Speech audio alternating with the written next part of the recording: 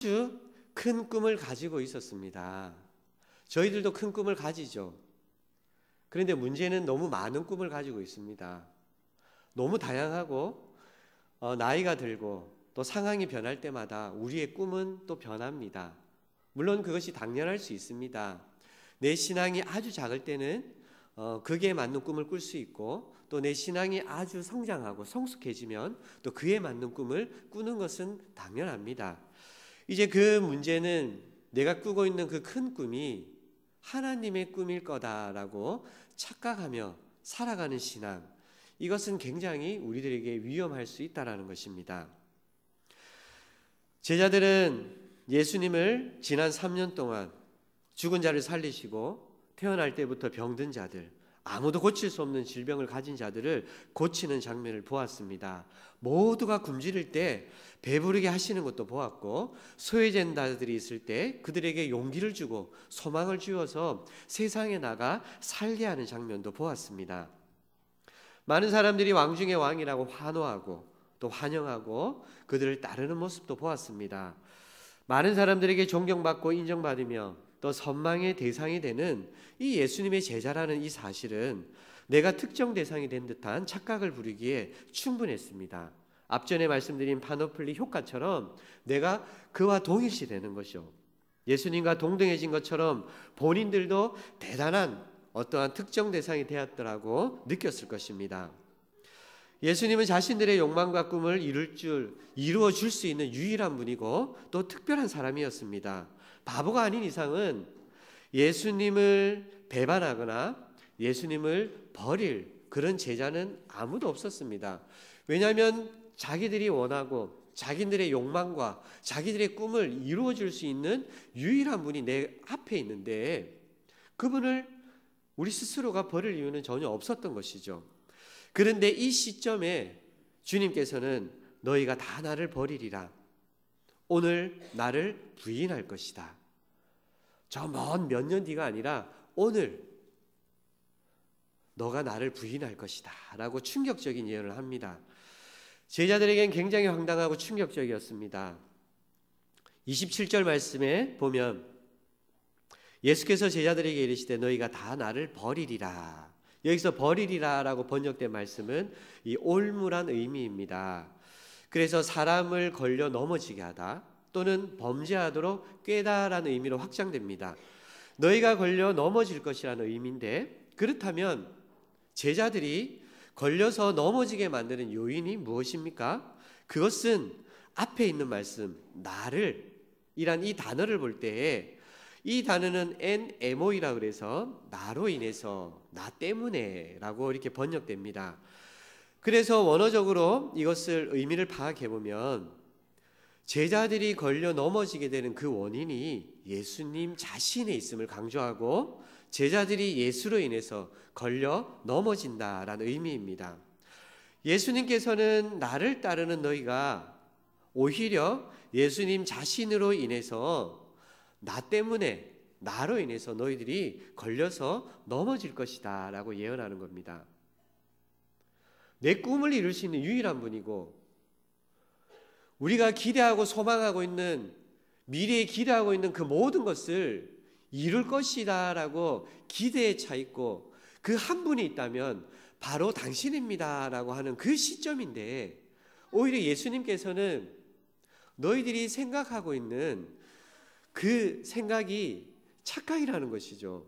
너희는 오히려 나를 그렇게 생각하고 있지만 그것은 하나님의 나라와 그 일을 위한 것이 아니라 너희의 욕심, 너희의 욕망을 채우기 위한 그런 모습이다 라는 것을 숨겨서 이야기하는 겁니다. 그래서 오히려 너희가 나를 그렇게 생각하겠지만 오히려 너희는 나로 인해서 넘어질 것이라는 것이죠. 그럴 때 베드로는 31절에서 힘있게 말합니다. 특별히 여기서 힘있게 말하되, 이 말은 원어적 의미로 부인하지 않을 것을 한 번 이야기하는 것이 아니라 몇 차례나 큰 소리로 흥분해서 말하는 그런 의미를 가지고 있습니다.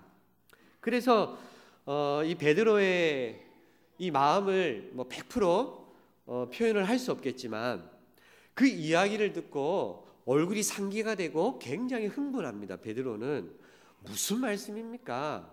절대로, 정말로, 진짜로, 억수로 아닙니다. 이 말씀은 주님이 하시는 이 말씀은 내가 도저히 이해할 수도 없고 정말 이런 일이 일어나지 않습니다 라고 몇 차례 막 이야기하는 겁니다. 아니 무슨 말씀입니까? 내가 주님을 버린다니요. 주님을 위해 내가 죽을 각오를 하고 있는 거 주님 모르십니까? 내가 주님을 부인한다니 그건 택도 없는 이야기입니다. 다른 사람은 몰라도 나는 절대 주님을 부인하지 않습니다. 이런 말을 몇 차례나 했다라는 겁니다. 그럴 때 주님께서는 그 이야기를 듣고도 그 주님에 대한 베드로의 부인에 대한 그런 확신이 있었던 것이죠. 우리는 결과를 뻔히 잘 압니다. 베드로가 어떻게 합니까? 그런 확신 가운데서도 예수님을 부인하는 장면을 우리가 얼마 가지 않아서 볼 수 있습니다.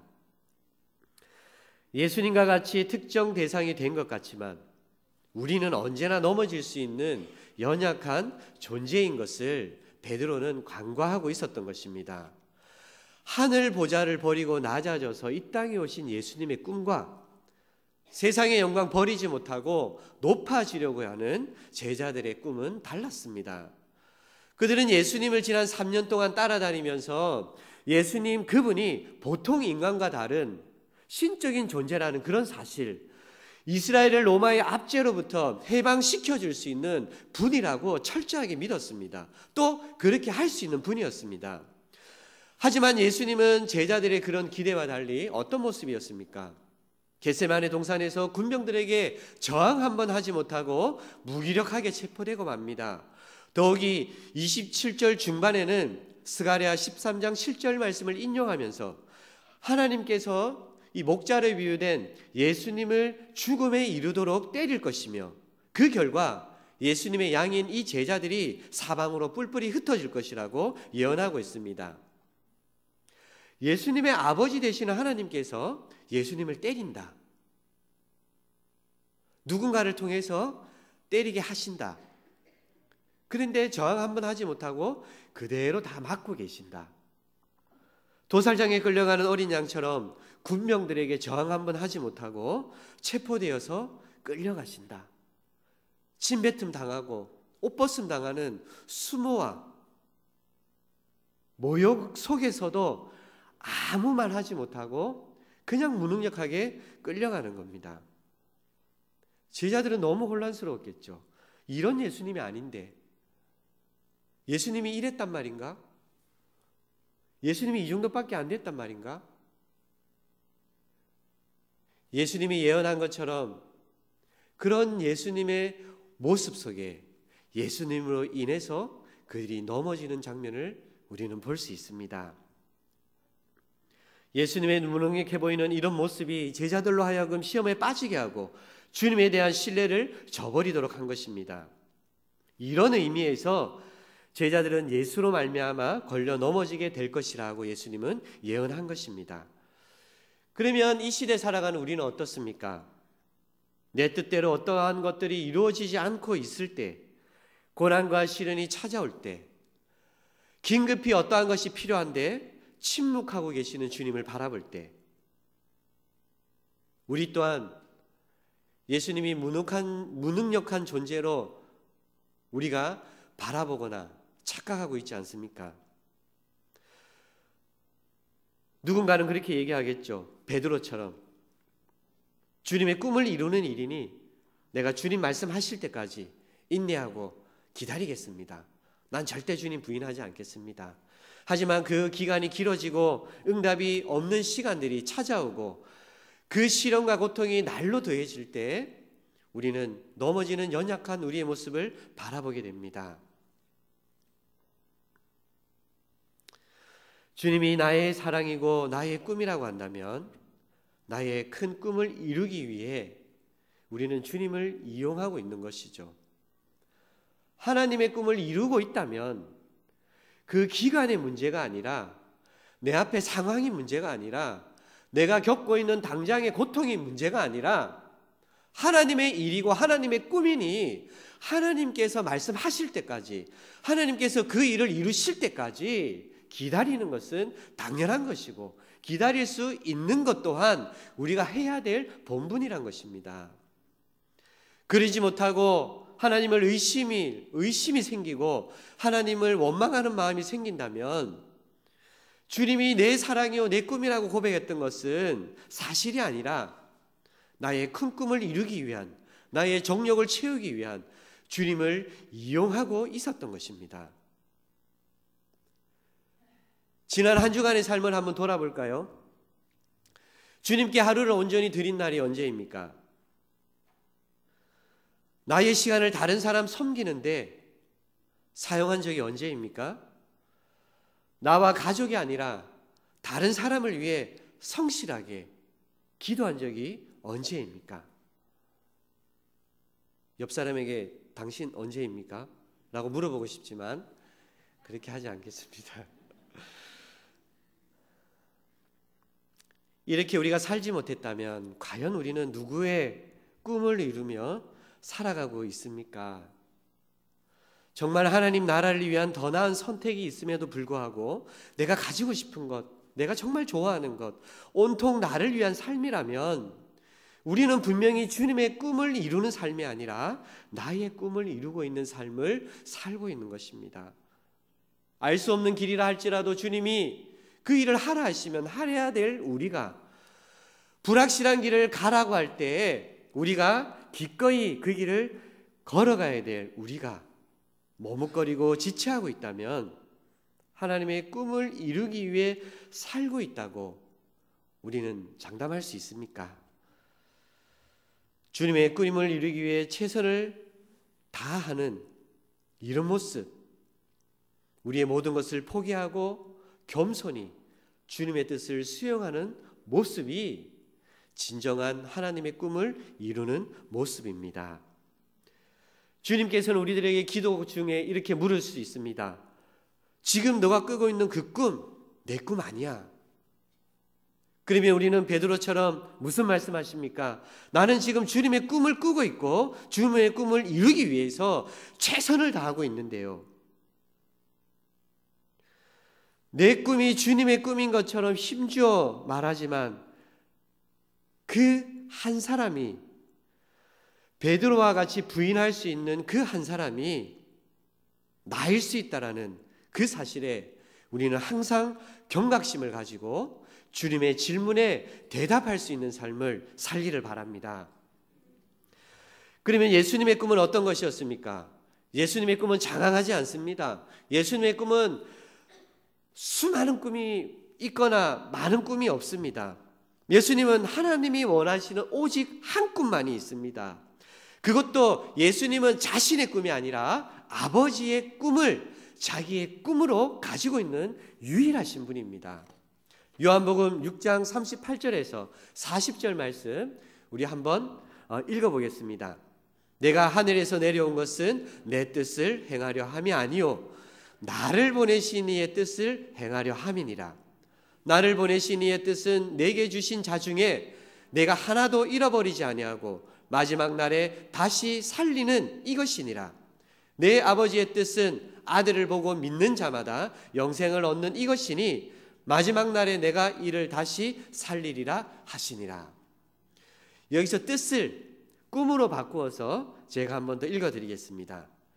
내가 하늘에서 내려온 것은 내 꿈을 행하려 함이 아니요 나를 보내신 이의 꿈을 행하려 함이니라. 나를 보내신 이의 꿈은 내게 주신 자 중에 내가 하나도 잃어버리지 아니하고 마지막 날에 다시 살리는 이것이니라. 내 아버지의 꿈은 아들을 보고 믿는 자마다 영생을 얻는 이것이니 마지막 날에 내가 이를 다시 살리리라 하시니라. 예수님의 꿈은 나를 보내신 이의 꿈을 이루는 것이었습니다. 그 꿈은 어떤 것이 아니라 하나도 그 한 영혼도 잃어버리지 않고 마지막 날 다시 살리는 것입니다. 그 꿈은 예수 그리스도를 보고 믿는 자마다 영생을 얻게 하는 것입니다. 한 사람도 잃지 않기 위해서 하나님께서 사용하신 방법은 다른 것이 아니라 사랑이었습니다. 강력한 사랑. 로마서 8장 35절 말씀에 누가 그리스도의 사랑에서 끊으리요? 환난이나 곤고나 박해나 기근이나 적신이나 위험이나 칼이라. 천만에 다른 어떠한 것이라도 우리를 사랑하시는 이로 말미암아 우리가 넉넉히 이길 줄 믿습니다. 바울은 로마서 8장 38절에서 나는 확실합니다. 나는 확실합니다. 저 또한 우리 사랑하는 성도님들에게 저는 정말 확실합니다. 사망이나 생명이나 천사들이나 권세자들이나 현재일이나 장래일이나 능력이나 높음이나 기쁨이나 다른 어떠한 피조물일지라도 우리 주 예수 그리스도 안에 있는 하나님의 사랑에서 우리를 끊을 수 없는 그 강력한 끈으로 우리를 묶어주고 계신 것을 믿으시길 바랍니다. 이런 강력한 사랑을 증명하기 위해서 오늘 팔려전도회가 함께 찬양한 것처럼 예수께서 다시 오시는 겁니다. 내가 너를 버리지 않았다. 내가 너를 고아와 같이 버려두지 아니할 것이라고 말씀하시고 세상은 아직 나를 볼 수 없지만 이제는 곧 너희가 나를 볼 것이니 내가 살아있고 너희가 살아있다라는 것입니다. 부활이요 생명 되신 그 주님을 믿기만 하면 죽어도 살고 살았을 믿으면 영원히 죽지 않는노라고 주님께서 말씀하셨습니다. 28절 말씀에 그렇게 고백하지 않습니까? 그러나 내가 살아난 후에 너희보다 먼저 갈릴리로 가리라. 우리를 회복시키기 위해 다시 오시겠다라는 말씀입니다. 예수님을 부인하는 죄 많고 연약한 우리가 예수님의 꿈이란 그 사실이 오늘 이 본문 말씀을 묵상하면서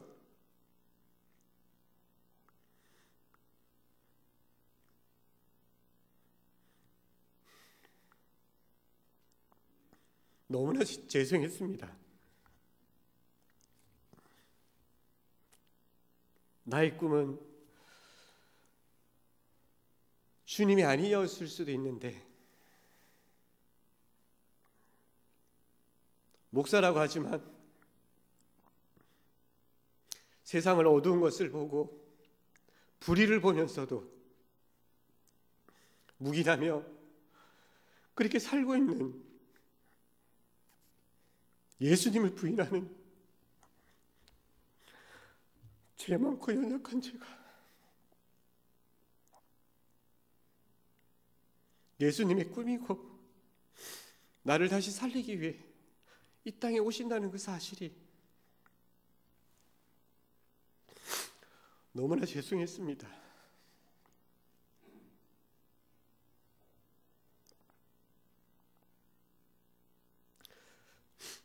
우리가 예수님의 꿈이셨기에 예수님은 나를 위해서 죽을 수 있었고 기꺼이 나를 살리기 위해 다시 오시겠다고 약속하십니다. 우리의 꿈은 어찌 어떤 것이 되어야 되겠습니까? 주님만이 나의 꿈이 될 수 있습니까? 에스겔서 15장 말씀에 보면 포도나무가 다른 나무보다 나은 것이 무엇입니까? 라고 얘기합니다. 주님이 사용하지 않으시면 무엇을 만들 수 없고 그것으로 무슨 그릇을 걸 수 있는 못이라도 만들 수 없습니다. 주님이 사용하지 않으면 우리는 아무것도 아닌 것입니다. 단지 베드로의 고백처럼 다른 모든 사람이 다 버릴지라도 나는 그렇게 하지 않겠습니다라고 고백은 쉽습니다. 하지만 이제 우리의 꿈을 내려놓고 하나님의 꿈을 가지고 겸손하게 나아가는 실천과 행동이 필요한 것입니다. 오직 주님만이 내 꿈이 될 때 이제 내가 사는 것이 아니라 내 안에 그리스도 예수가 사는 인생이 되는 것입니다. 내 안에 그리스도 예수께서 사시는 인생이 되어질 때 나를 사랑하사 나를 위하여 자신을 버리신 그 하나님의 아들을 믿는 믿음 안에서 사는 성도가 되는 것입니다. 하나님 아들을 믿는 그 믿음 안에서 살게 될 때 비로소 내 꿈이 아니라 하나님의 꿈을 이루며 살게 되는 것입니다. 하나님의 꿈을 이루며 살게 될 때 주님께서는 예수님에게 주셨던 그 강력하고 깊고 큰 그 사랑을 우리에게도 주시는 것입니다.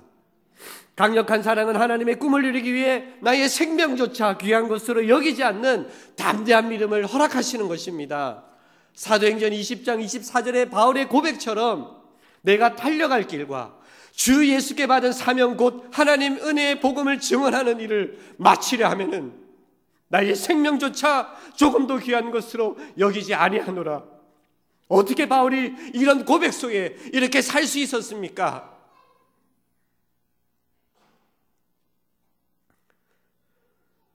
나의 큰 꿈이 아니라 하나님께 받은 이 한 가지의 꿈을 이루기 위해서 주 예수께 받은 사명 곧 하나님 은혜의 복음을 증언하는 그 일에 우리의 생명을 걸겠다는 이 바울의 고백이 나의 고백이 되시기를 주님의 이름으로 축원합니다. 이렇게 고백하는 성도들이 정말 많아져서 이 시대가 정말 새로운 시대가 찾아오기를 꿈꿔봅니다. 출세가 나의 꿈이 아니라 하나님께서 맡겨주신 영혼들을 사랑하고 섬기는 시대, 하늘 보자 버리고 낮아져 이 땅에 오신 주님처럼 이제 내 꿈을 이루기 위해 오르기를 그만두고 겸손히 내려오는 그 시대, 수많은 그리스도인들이 세상의 큰 영광 버리고 낮아져서 주님만이 내 사랑이 되고 주님만이 나의 꿈이 되는 그 시대, 우리도 주님처럼 어떠한 수고 속에 대가를 바라기보다 배반과 고난을 기쁘게 받을 수 있는 그 시대, 오직 예수 그리스도와 그분의 말씀을 표대로 삼고 흔들림 없이 강력한 사랑과 믿음으로 달려갈 수 있는 시대, 그런 시대가 오기를 꿈꾸며 그 영광을 위해 달려가는 것, 이것이 하나님이 원하시는 한 꿈이며 가장 큰 꿈인 것을 믿습니다. 주님만이 내 사랑이 되고 주님만이 내 꿈이라고 고백할 수 있는 저와 여러분들이 되시기를 주님의 이름으로 축원합니다.